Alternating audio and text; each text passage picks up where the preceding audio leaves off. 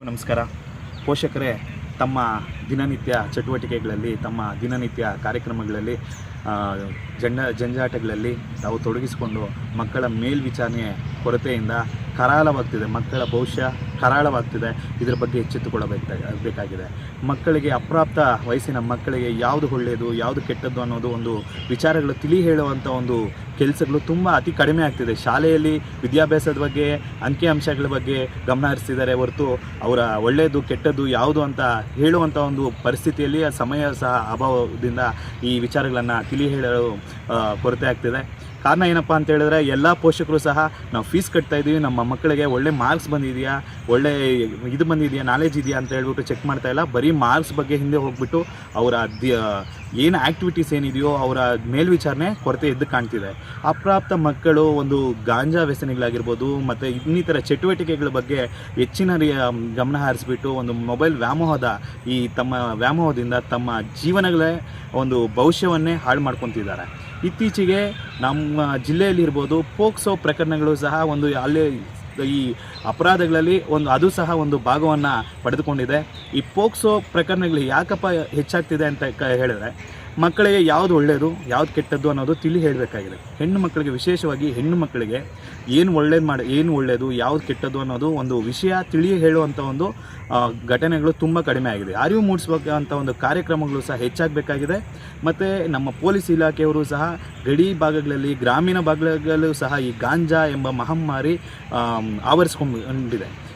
ಇದನ್ನು ತಾವು ಕಡಿವಾಣ ಹಾಕಿಲ್ಲ ಅಂತ ಹೇಳಿದ್ರೆ ಮುಂದಿನ ದಿನಗಳಲ್ಲಿ ಇದು ಸಮಾಜಕ್ಕೆ ಘಾತಕವಾಗಿ ಪರಿಣಾಮವಾಗಿ ಬೀರುತ್ತೆ.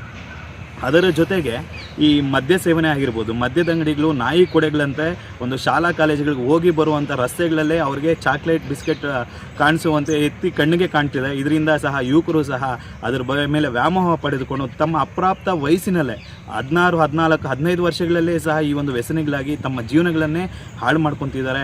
ನಾವು ಯಾವುದೇ ಒಂದು ಹಳ್ಳಿ ಆಗಿರ್ಬೋದು, ಒಂದು ಗ್ರಾಮಗಳಿಗೆ ಹೋಗಿದರೆ ಈ ಕಂಬಗಳಿಗೆ, ವಿದ್ಯುತ್ ಕಂಬಗಳಿಗೆ ನೇಣಾಕಿರ್ತಾರೆ. ಒಂದು 14, 15 ಜನ ವಯಸ್ಸಿನ ಮಕ್ಕಳ ಫೋಟೋಗಳೇ ತುಂಬ ಅತಿ ಹೆಚ್ಚು ಶ್ರದ್ಧಾಂಜಲಿ ಬೋರ್ಡ್ಗಳಾಗಿರ್ತಾರೆ. ಕಾರಣ ಏನಂತ ಹೇಳಿದ್ರೆ, ಅವ್ರಿಗೆ ಯಾವುದು ಒಳ್ಳೆಯದು, ಯಾವುದು ಕೆಟ್ಟದ್ದು ಅಂತ ಹೇಳಿಬಿಟ್ಟು ಗೊತ್ತಿರಲ್ಲ. ಆ ಒಂದು ವ್ಯಾಮೋಹದ ಮೇಲೆ, ಅವರು ಮೋಜು ಮಸ್ತಿಗಳ ಮೇಲೆ ಹೆಚ್ಚು ಗಮನ ಕೊಡೋದ್ರಿಂದ ತಮ್ಮ ಜೀವನಗಳನ್ನೇ ಹಾಳು ಮಾಡ್ಕೊತಿದ್ದಾರೆ. ಯುವಕರಲ್ಲೂ ಸಹ ಎಲ್ಲರಲ್ಲೂ ನಾನು ಪ್ರಾರ್ಥನೆ ಮಾಡೋದಿಷ್ಟೇ, ತಮ್ಮ ಜೀವನ ದೊಡ್ಡದಿದೆ. ನೀವು ಶತಾಯುಷಿಗಳಾಗಬೇಕಾಗಿರೋಂಥವರು 15, 16 ವರ್ಷಕ್ಕೆ ತಮ್ಮ ಜೀವನಗಳನ್ನು ಮುಡಿಪಾಗಿಟ್ಟು ಸಾವನ್ನಪ್ತಿದ್ದೀರಾ, ತಮ್ಮ ಜೀವನಗಳನ್ನೇ ಹಾಳು ಮಾಡ್ಕೊತಿದ್ದೀರಾ. ದಯವಿಟ್ಟು ಎಚ್ಚೆತ್ತುಕೊಳ್ಳಿ. ತಮ್ಮ ಆರೋಗ್ಯದ ಬಗ್ಗೆ, ತಮ್ಮ ಭವಿಷ್ಯದ ಬಗ್ಗೆ, ತಮ್ಮ ವಿದ್ಯಾಭ್ಯಾಸದ ಬಗ್ಗೆ ಒಂದು ಗಮನ ಹರಿಸಬೇಕಾಗಿ ನಾನು ಪ್ರಾರ್ಥನೆ ಮಾಡ್ತೇನೆ. ಒಂದು ದೊಡ್ಡ ಗುರಿ ಇಟ್ಕೊಳ್ಳಿ. ಯಾವುದೇ ರೀತಿಯಾಗಿ ನಾವು ಒಂದು ದೊಡ್ಡ ಆಫೀಸರ್ ಆಗಿರಬೇಕು ಇಲ್ಲ ಅಂತ ಹೇಳಿದ್ರೆ, ಒಂದು ದೊಡ್ಡ ಗುರಿ ಇಟ್ಕೊಂಡ್ರೆ ಅದನ್ನು ನಾವು ರೀಚ್ ಆಗುವಂಥ ಕಡೆ ನಾವು ಗಮನ ಹರಿಸಬೇಕೇ ಹೊತ್ತು ಈ ಬೇರೆ ಇನ್ನಿತರ ಚಟುವಟಿಕೆಗಳಿಗೆ, ಬೇರೆ ವ್ಯಸನಿಗಳಿಗೆ, ಮೋಜು ಮಸ್ತಿಗಳಿಗೆ ನೀವು ಗಮನ ಹರಿಸಿದರೆ ತಮ್ಮ ಜೀವನಗಳೇ ಹಾಳಾಗೋಗುತ್ತೆ. ನಿಮಗಾಗಿ ಪೋಷಕರು ಲಕ್ಷಾಂತರ ರೂಪಾಯಿಯನ್ನು ವೆಚ್ಚ ಮಾಡಿ ವಿದ್ಯಾಭ್ಯಾಸ ನೀಡ್ತಿರ್ತಾರೆ. ಆದರೆ ಸಹ ತಾವು ವಿದ್ಯಾಭ್ಯಾಸದ ಬಗ್ಗೆ ಗಮನ ಕೊಡದೆ ಬೇರೆ ಚಟುವಟಿಕೆಗಳಿಗೆ ಗಮನ ಹರಿಸ್ತಿರೋದ್ರ ಕಾರಣದಿಂದ ತಮ್ಮ ಜೀವನವೂ ಹಾಳಾಗುತ್ತೆ. ನೀವೊಂದು ಮನೆಯ ನಂದಾದೀಪವಾಗಿ ಬೆಳಿಬೇಕಾಗತ್ತೆ. ಆದರೆ ಸಹ ಆ ಮನೆಯಲ್ಲಿ ಒಂದು ಕರಾಳವ ದಿನವನ್ನು ತಾವು ತರಬೇಡಿ ಅಂತ ನಾನು ಪ್ರಾರ್ಥನೆ ಮಾಡ್ತೇನೆ. ಹಾಗೆಯೇ ನಮ್ಮ ಪೊಲೀಸ್ ಇಲಾಖೆಯವರಾಗಿರ್ಬೋದು, ಅಬಕಾರಿ ಇಲಾಖೆ ಆಗಿರ್ಬೋದು, ಮಹಿಳಾ ಮತ್ತು ಮಕ್ಕಳ ಕಲ್ಯಾಣ ಇಲಾಖೆಯಲ್ಲಿ ನಾನು ಪ್ರಾರ್ಥನೆ ಮಾಡೋದಿಷ್ಟೇ, ಈ ಗಾಂಜಾ ವ್ಯಸನಿಗಳ ಮೇಲೆ, ಗಾಂಜಾ ಸೇವಿಸುವವರ ಮೇಲೆ ದಯವಿಟ್ಟು ಕ್ರಮ ತೆಗೆದುಕೊಳ್ಳಿ. ಮಾಹಿತಿ ನಿಮಗಲ್ಲೇ ಇರುತ್ತೆ. ಈ ಗ್ರಾಮೀಣ ಪ್ರದೇಶಗಳಲ್ಲೂ ಸಹ ಹರಡ್ಬಿಟ್ಟಿದೆ ಈ ಗಾಂಜಾ ಅನ್ನೋದು. ಇದಕ್ಕೆ ಮುಂಚೆ ಪಟ್ಟಣಗಳಲ್ಲಿ, ನಗರಗಳಲ್ಲಿ ಮಾತ್ರ ಈ ಒಂದು ಗಾಂಜಾ ಅನ್ನೋದು ಒಂದು ಪದ ಕೇಳಿಬರ್ತಾ ಇತ್ತು. ಆದರೆ ಈಗ ಪ್ರತಿ ಗ್ರಾಮಗಳಲ್ಲೂ ಸಹ ಯಾವುದೋ ಒಂದು ಕೀಡು, ಅದೇನಾಗಿದೆ ಅಂದರೆ ಕ್ಯಾನ್ಸರ್ ರೀತಿ ಹರಡ್ತಿದೆ. ದಯವಿಟ್ಟು ಇದನ್ನು ಕಡಿವಾಣ ಹಾಕಿ. ಮುಂದಿನ ದಿನಗಳಲ್ಲಿ ಸಮಾಜಕ್ಕೆ ಒಂದು ಕೆಟ್ಟ ಸಂದೇಶ ನೀಡಿದಂತಾಗುತ್ತೆ.